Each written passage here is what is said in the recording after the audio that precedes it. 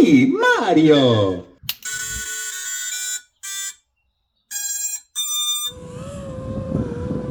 Alright folks, so just thought it makes sense to start this video by going over a little flight with the Mario 5.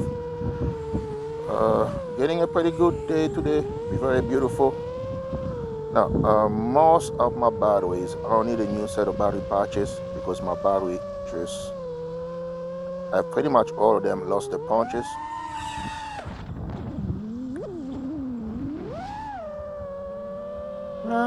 Let's see, horse is out. So this is not my first flight with this drone, and I have to say it has fly pretty good. Too much there. Fly great. The frame is pretty good. Like most of the frame now. I mean,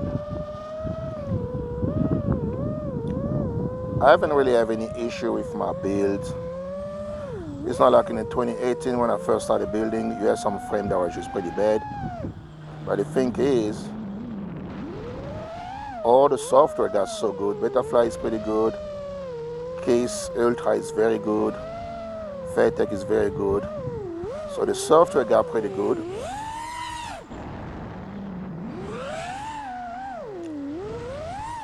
The motor got pretty good. And of course, as far as prop goes, most of the prop got pretty good. Even the receiver, you got Express LRS that allow you to go very fast. So really, to have a bad build in 2024, it's actually very hard. Even the cheap stuff still are very good. So this drone fly good. Now some of you guys are like into black box. I don't do black box. I just like to fly. And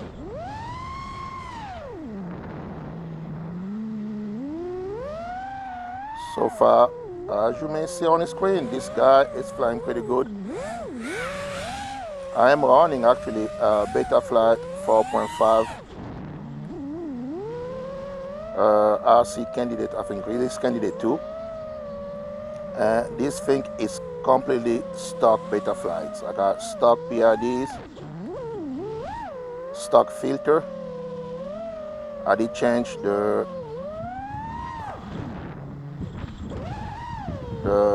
rate to the rate I like, but except for that, woo, yeah, my batteries. I mean, I got 3 minutes out of it. Except for that, it has. I mean, I completely forgot what I was talking about.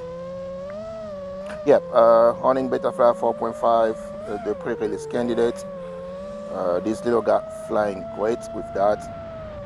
Very little prop wash. No tuning really required. I know some of you may want to do some tuning, but I say for most of the flyer, most of us really, if you're one of those people that don't push your drone too hard, this tuning is perfect. And flight time, I got about close to 4 minutes. I'm running a 12 milliamp 6S LiPo, but as I said earlier, I'm going to need to get me a new batch of batteries because most of my batteries are pretty much done right now.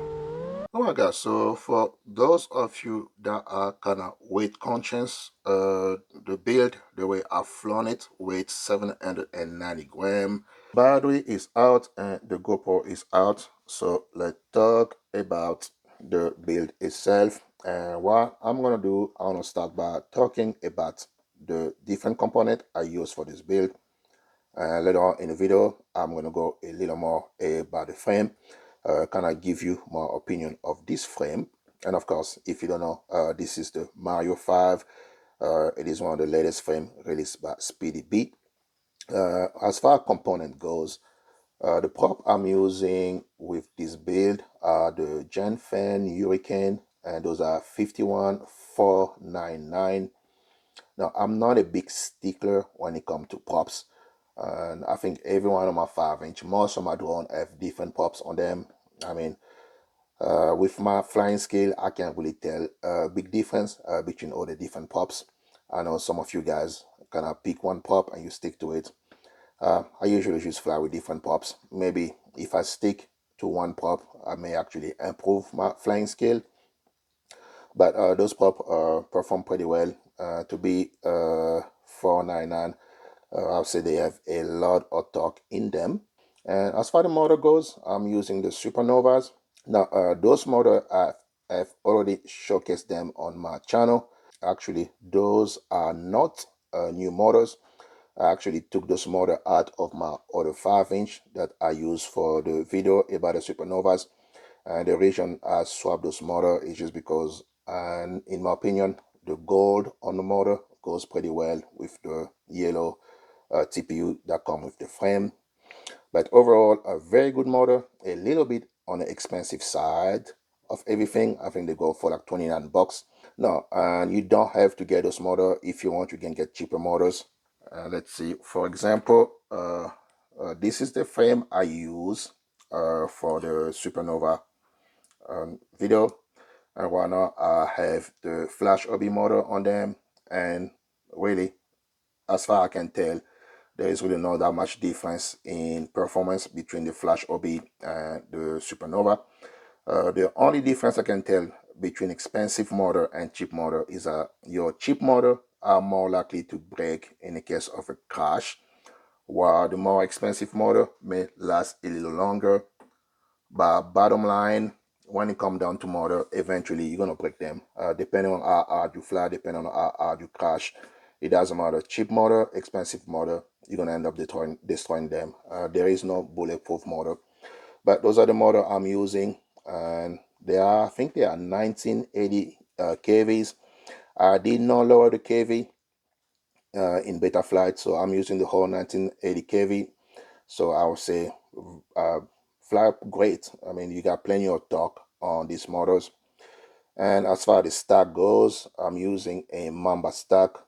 This is a H7 stack, and it is combined with a 55 BL Elite 32 ESC that come with the stack. And again, this is a stack that I got out of one of my quad, crashed the quad, kind of broke the quad.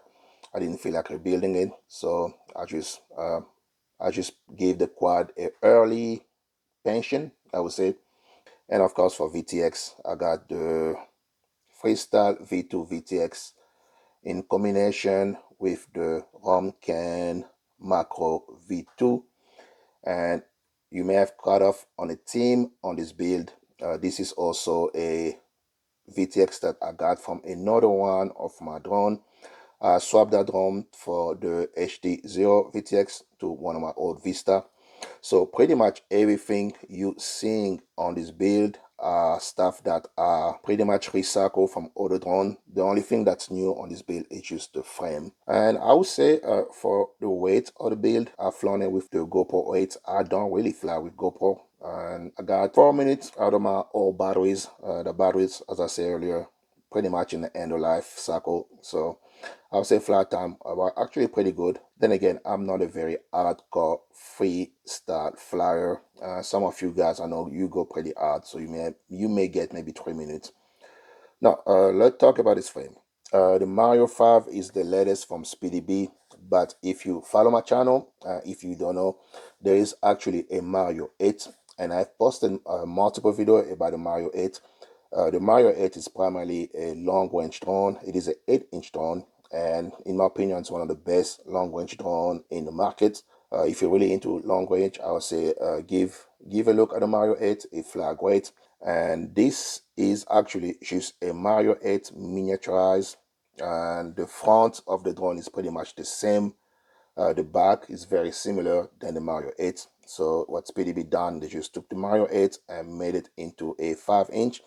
And I'm actually hope they're gonna do the same and make like a 3.5 frame Mario frame. That would be very nice. But overall, it is a very beautiful frame. And the one thing that makes this frame very special is the overall price of this frame. Speedybee is selling this guy, this particular one, they're selling it for 40 bucks. It does come with everything you're seeing. They do include the TPU part.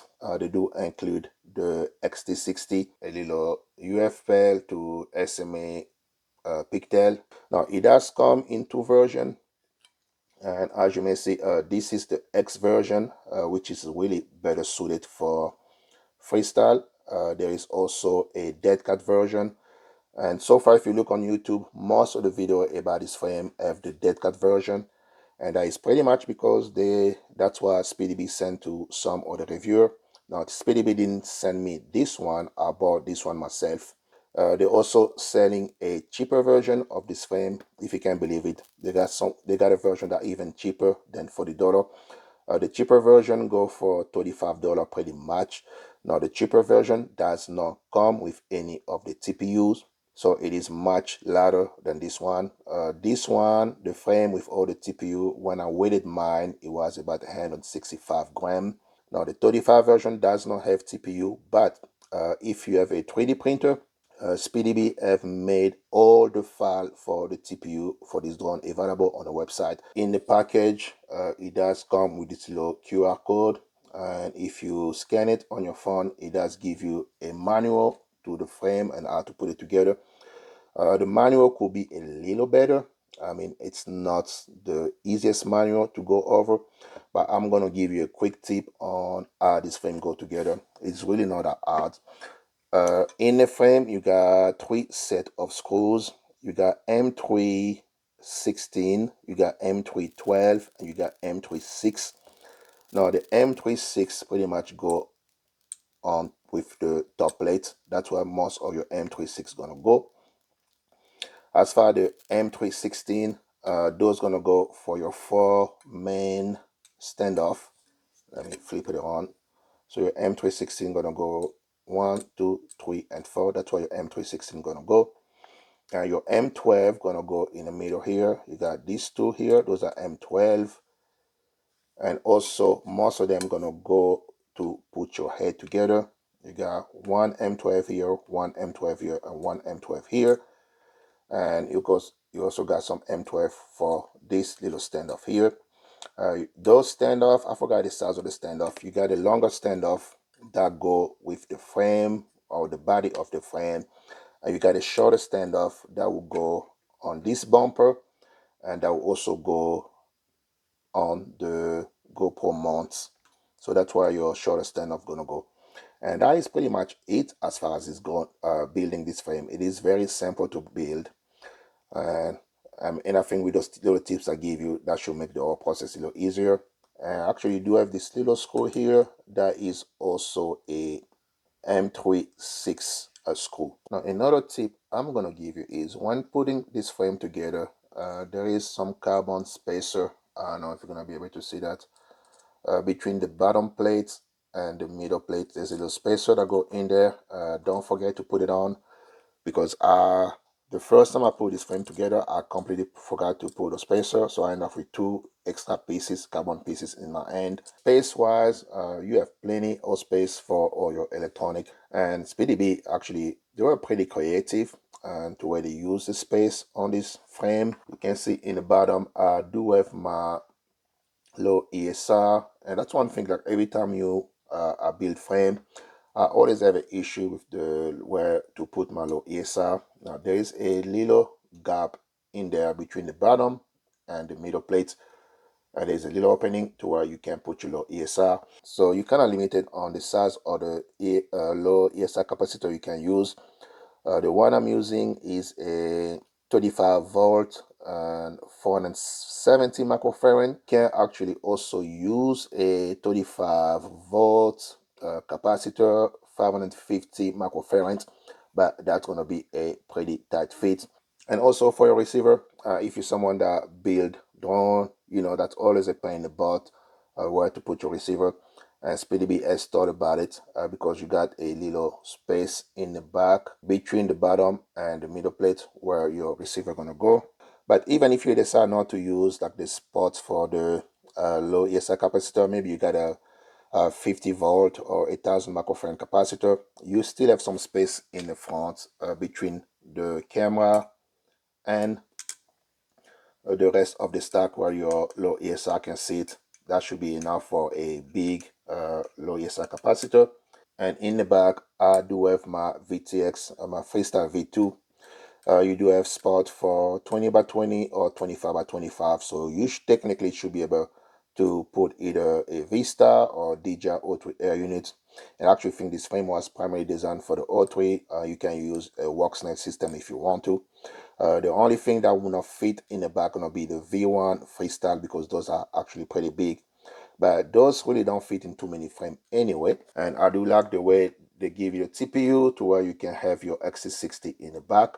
Now, as I said earlier, this XC60 does actually come with the frame. If you do not want to use the XC60 in the back, there is actually a small spot in the front. Let me see if I can get one of my old XC60 pigtail. No, I can find nothing. But this little gap here in the front, you can actually also use it for your XC60 pigtail. That should work also. So you do have two places to put your XC60. The gap for the camera, you can take either, you can really take any size of camera you want. And I'm using the gray mount for the camera. Now the gray mounts are made off of TPU, but the frame does also come with silicone mounts. Those are the yellow one, and I would say those are primarily used for your camera that have a gyro, that be your O3 AirUnit, or one of the camera used by WorkSnake with the gyro. As you can see, it's very soft, so that is soft mounting for your gyro camera. And the way they also designed this is very clever. That's the same thing they did with the Mario 8. You can see that one side is actually thinner than the other side. So depending on whatever camera you're using, for example, the O3 camera is pretty wide. So when you mount it on the frame, you're gonna have to use the skinnier parts of this little mount. And every other camera, you're gonna have to use the thicker part. Dimension wise, as I said earlier, the frame weighs 165 grams, and the top plate, middle plate, and bottom plate are all 2.5 millimeter thick. The arms are 6 millimeter thick, so it is a pretty good rigid frame. And that is pretty much what I have to say about this frame. It is a very nice frame. I haven't seen a binding flight of this yet. I'll say more likely in the next upcoming week or month. Speedybee more likely going to be releasing a binding flight. Thank you for watching this video, guys, and I hope that you are going to enjoy it. And that's pretty much it. I got 2 more batteries. I'm going to go out. I got a beautiful day and fly a little more. Thank you again for watching, guys.